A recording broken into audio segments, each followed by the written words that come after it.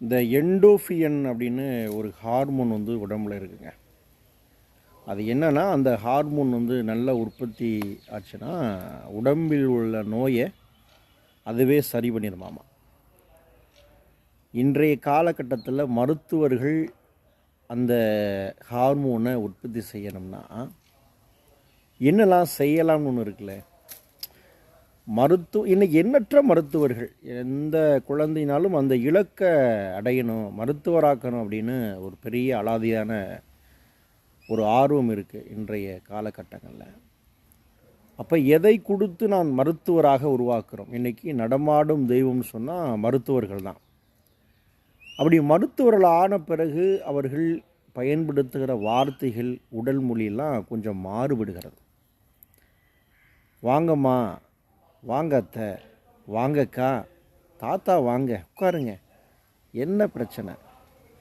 ஒன்றுமே இல்லை, பயப்படாதீங்க, இது சாதாரண விஷயம்தான்.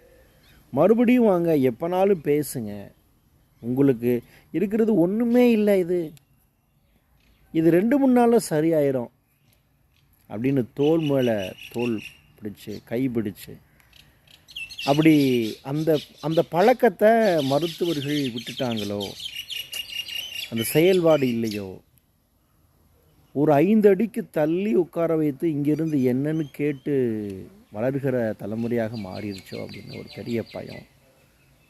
மருத்துவர்கள் இதை செய்யணும்.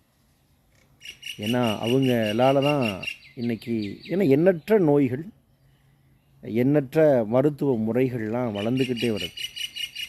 நாளடைவில் இதையெல்லாம் கற்றுக்கொண்டு தன்னை தயார்படுத்துகிற பணியும் மருத்துவர்கள் செய்யணும்.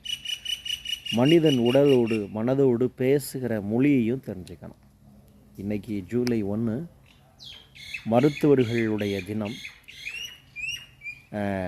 நோயின்றி நோயை தீர்த்துட்டு வருகிற நோயாளிகள் வந்து புன்னையோடு செல்ல வைக்கிற, வழி அனுப்புகிற, மகிழ்வை பகிர்ந்து கொள்ளுகிற, தைரியத்தை உருவாக்குகிற மருத்துவர்கள் அத்தனை பேருக்கும் இந்த நாளில் ஒரு பெரிய வாழ்த்துக்களையும் நன்றிகளையும் தெரிவித்துக் கொள்கிறேன். நன்றி.